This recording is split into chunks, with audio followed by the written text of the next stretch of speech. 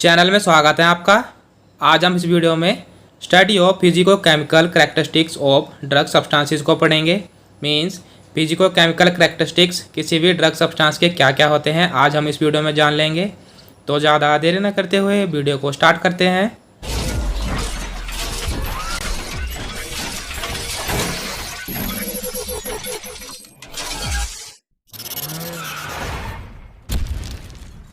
यहाँ पर physico chemical है, मींस दो वर्ड हैं यहाँ पर, फिजिकल और केमिकल।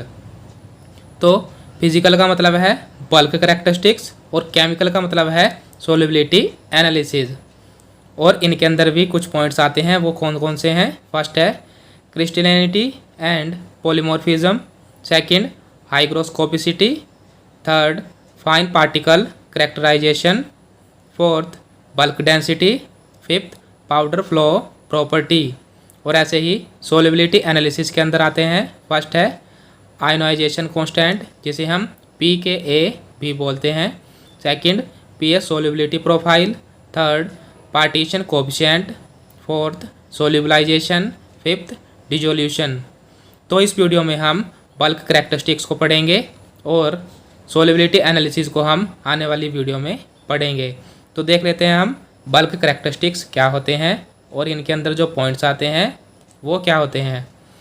बल्क करैक्टरिस्टिक्स, तो इसके अंदर आता है bulk properties for the solid forms such as particle size, bulk density and surface morphology are also likely to change during process development. Means जो बल्क प्रॉपर्टीज़ होती हैं किसी भी सॉलिड फॉर्म की, जैसे कि particle size, bulk density, surface morphology. Particle size का मतलब है कि कोई पार्टिकल है उसका साइज़ कितना है। बल्क डेंसिटी क्या होती है वो हम इसके अंदर पढ़ेंगे। सरफेस मॉर्फोलॉजी का मतलब है कि जो भी मटेरियल की आउटर अपीयरेंस होती है उसे मॉर्फोलॉजी बोलते हैं। तो वे हमारी किसी न किसी तरीके से चेंज हो जाती है जब कोई भी हम डेवलपमेंट करते हैं। तो बल्क करैक्टरिस्टिक्स के अंदर फर्स्ट आता है क्रिस्टलिनिटी। तो इसके अंदर देखते हैं क्या होता है ये। Crystal habit and internal structure of drug can affect the physico chemical property of molecule. Means crystal habit और इंटरनल स्ट्रक्चर, ये दो फॉर्म हैं जो कि किसी भी ड्रग के होते हैं। वो अफेक्ट कर सकते हैं फिजिको केमिकल प्रॉपर्टी को किसी भी मॉलिक्यूल्स के। तो क्रिस्टल हैबिट और इंटरनल स्ट्रक्चर क्या होता है वो देख लेते हैं। Crystal habit is description of outer appearance of crystal. Means जो क्रिस्टल हैबिट है उसका मतलब क्या होता है कि जैसे कोई भी क्रिस्टल है तो उसकी आउटर अपीयरेंस कैसी है उसे हम कहते हैं crystal habit. Next internal structure is molecular arrangement with in the solid. Means जो इंटरनल स्ट्रक्चर होता है वो क्या है कि मॉलिक्यूलर अरेंजमेंट। मीन्स जैसे कोई भी क्रिस्टल है तो उसके अंदर मॉलिक्यूल का किस तरीके से अरेंजमेंट हुआ है उसे हम कहते हैं internal structure. Next change with internal structure usually alter crystal habit. Means अगर इंटरनल स्ट्रक्चर चेंज होगा तो जाहिर सी बात है कि जो क्रिस्टल हैबिट है वो भी चेंज होगी। तो इसका एग्जांपल देख लेते हैं। Conversion of sodium salt to its free acid form produce both change in internal structure and crystal habit. Means जैसे सोडियम साल्ट है तो वो अपने फ्री एसिड फॉर्म में अगर कन्वर्ट होगा तो उसके कारण इंटरनल स्ट्रक्चर तो चेंज होगी और इंटरनल स्ट्रक्चर चेंज होने के साथ साथ क्रिस्टल हैबिट भी चेंज हो जाएगी। जाहिर सी बात है अगर हम अंदर से कुछ चेंज करेंगे तो वो बाहर से अपने आप ही चेंज हो जाएगा। आगे देखते हैं different shapes of crystals. Means कुछ क्रिस्टल्स की यहाँ पर शेप दिखाई गई है, जैसे कि क्यूबिक और हेक्सागोनल।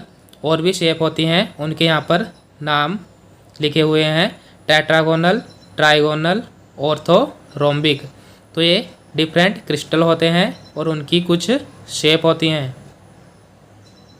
तो हम आगे देख लेते हैं। नेक्स्ट है depending on internal structure compound classified as crystalline and amorphous form. Means जो भी किसी भी सब्सटेंस का इंटरनल स्ट्रक्चर होता है तो उनके कारण जो भी कंपाउंड है उनको दो फॉर्म में डिवाइड करा गया है।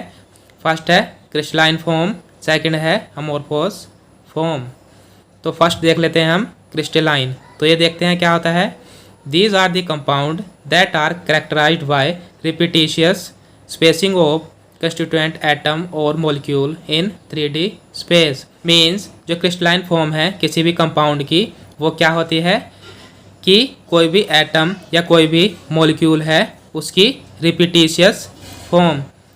मीन्स जैसे ये एटम है या कोई मॉलिक्यूल है तो वो एक ही जैसे रिपीट फॉर्म में एक साथ जुड़े हुए हैं, उसे हम कहते हैं क्रिस्टलाइन फॉर्म। नेक्स्ट है अमोर्फोस। तो ये देखते हैं क्या होता है। इन अमोर्फोस फॉर्म एटम्स और molecules are randomly placed. Means जो अमोर्फोस फॉर्म होती है किसी भी कंपाउंड की वो क्या होती है कि उसमें कोई भी एटम और मॉलिक्यूल रैंडमली प्लेस्ड होते हैं। मीन्स उनमें कोई भी सीक्वेंस नहीं होता है। और क्रिस्टलाइन फॉर्म में एटम और मॉलिक्यूल का कोई एक सीक्वेंस होता है। नेक्स्ट देख लेते हैं। नेक्स्ट है पॉलीमॉर्फिज्म। तो पॉलीमॉर्फिज्म क्या होता है वो देख लेते हैं। It is the ability of a substance to crystallise into different crystalline form. Means जो पॉलीमॉर्फिज्म होता है वो क्या होता है कि ऐसी एबिलिटी किसी भी सब्सटेंस की कि वो क्रिस्टलाइज हो जाए। क्रिस्टलाइज का मतलब है कि वो क्रिस्टल फॉर्म में कन्वर्ट हो जाए, वो भी डिफरेंट क्रिस्टलाइन फॉर्म में। Next, these crystalline forms are called polymorphs और क्रिस्टलाइन मॉडिफिकेशन। मीन्स जो नया क्रिस्टल बना है उसको हम क्या कहेंगे, या तो पॉलीमॉर्फ्स कहेंगे या क्रिस्टलाइन मॉडिफिकेशन कहेंगे। Next point, polymorphs have the same liquid और gaseous state but they behave differently in the solid state. Means जो पॉलीमॉर्फ्स होते हैं उनकी एक ही जैसी लिक्विड और गैसियस स्टेट होती है, लेकिन अगर वो सॉलिड फॉर्म में पाए जाते हैं तो वो अलग ही तरीके से बिहेव करते हैं। Next point, polymorphs are mainly two types. Means जो पॉलीमॉर्फ्स होते हैं उनके मेनली दो टाइप होते हैं। फर्स्ट है एनेंशियोट्रोपिक, सेकंड है मोनोट्रोपिक। तो अब हम देख लेते हैं एनेंशियोट्रोपिक और मोनोट्रोपिक का मतलब क्या होता है। फर्स्ट है एनेंशियोट्रोपिक। तो ये देख लेते हैं क्या होते हैं।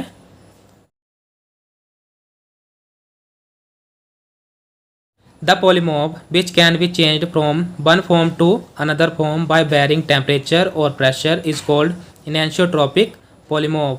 Means वो polymorphs जो आसानी से एक फॉर्म से दूसरी फॉर्म में चेंज हो जाए। चेंज कब होंगे, जब डिफरेंट टेम्परेचर मिलेगा उन्हें और डिफरेंट प्रेशर मिलेगा, तो उन्हें हम कहेंगे एनेंशियोट्रोपिक पॉलीमॉर्फ। इसका एक एग्जांपल दे रखा है सल्फ़र। मीन्स जो सल्फ़र है वो एनेंशियोट्रोपिक पॉलीमॉर्फ है। सेकंड, मोनोट्रोपिक। तो ये देख लेते हैं क्या होते हैं। Those polymorphs which is unstable at all temperatures and pressure is called monotropic polymorph. Means जो monotropic polymorphs होते हैं वो वे polymorphs होते हैं जो अनस्टेबल रहते हैं किसी भी टेम्परेचर पर, किसी भी प्रेशर पर, उसे हम कहते हैं मोनोट्रोपिक polymorph. मीन्स ऐसे पॉलीमॉर्फ जो अपनी फॉर्म को चेंज नहीं करते हैं, स्टेबल रहते हैं, उन्हें हम कहते हैं मोनोट्रोपिक पॉलीमॉर्फ। इसका एग्जांपल है ग्लिसराइल स्टीयरेट। तो हम आगे देख लेते हैं। नेक्स्ट पॉइंट है हाइग्रोस्कोपिसिटी। मीन्स ये क्या होता है वो देख लेते हैं। Many drug substances particularly water soluble salt forms having a tendency to absorb atmospheric moisture. Means बहुत सारे ऐसे ड्रग सब्सटेंसेस होते हैं जैसे कि वाटर सोल्यूबल, वो क्या करते हैं, उनके अंदर ऐसी टेंडेंसी होती है कि वो एटमॉस्फेयर में से मॉइस्चर को एब्जॉर्ब कर लेते हैं। मीन्स जो भी ह्यूमिडिटी होती है, जो भी मॉइस्चर होता है, वो ड्रग सब्सटेंसेस अपने अंदर एब्जॉर्ब कर लेते हैं। Next point, absorption and moisture content depends on the atmospheric humidity, temperature, surface area. Means जो एब्जॉर्प्शन और जो मॉइस्चर कंटेंट होता है, एडजॉर्प्शन का मतलब है कि जैसे ये सरफेस है तो इस सरफेस पर कुछ अडेयर हो जाना, मीन्स एडजॉर्ब हो जाना, उसे हम कहते हैं एडजॉर्प्शन। और जो मॉइस्चर कंटेंट होता है, मॉइस्चर कंटेंट का मतलब है कि कितना इसके अंदर पानी है, वो हमारा डिपेंड होता है एटमॉस्फेरिक ह्यूमिडिटी मीन्स मॉइस्चर पर, टेम्परेचर पर और सरफेस एरिया पर।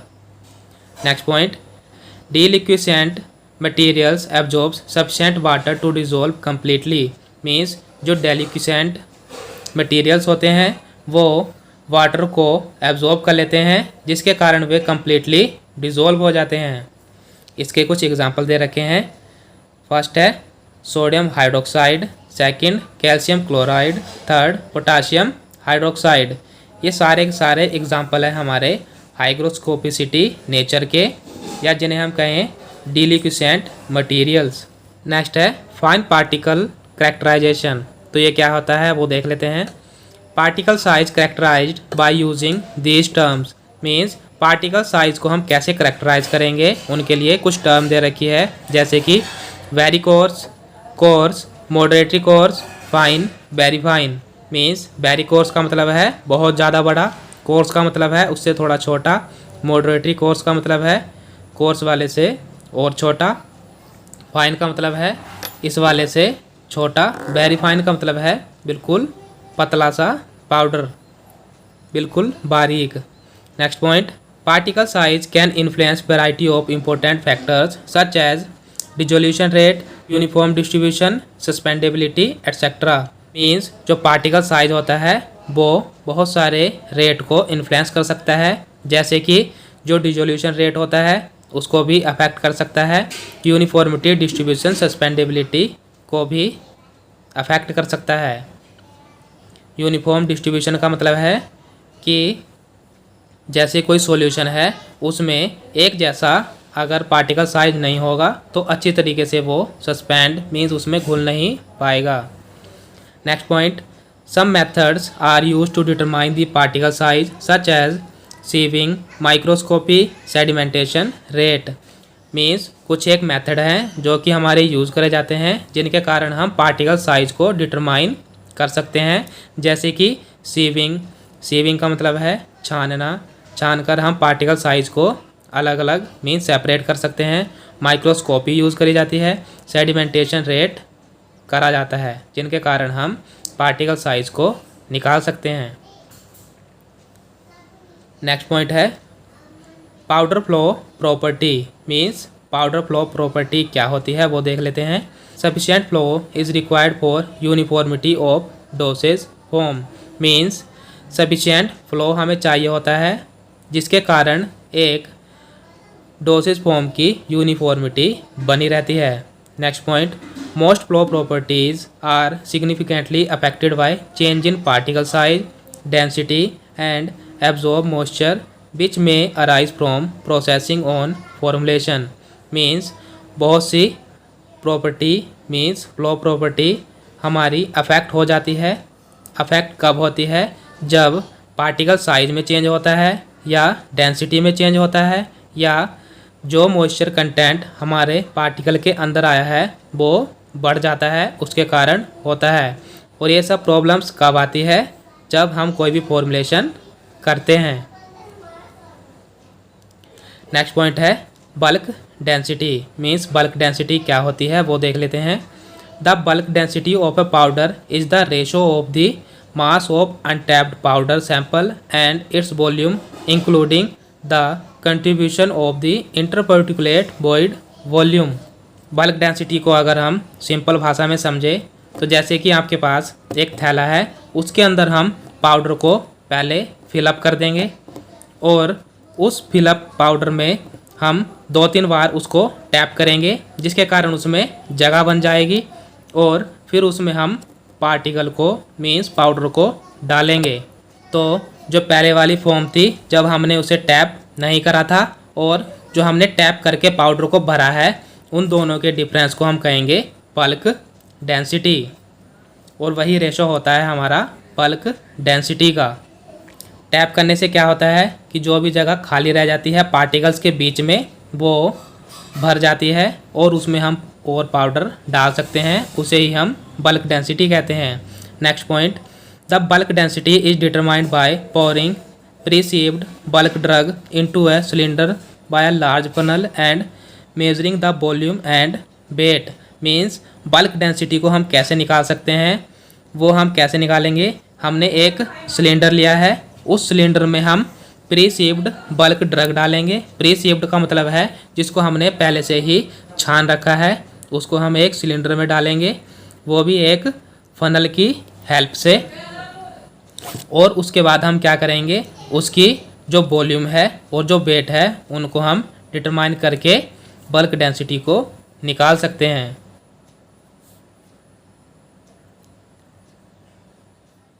आज हमने इस वीडियो में बल्क करैक्टरिस्टिक्स को पढ़ा है।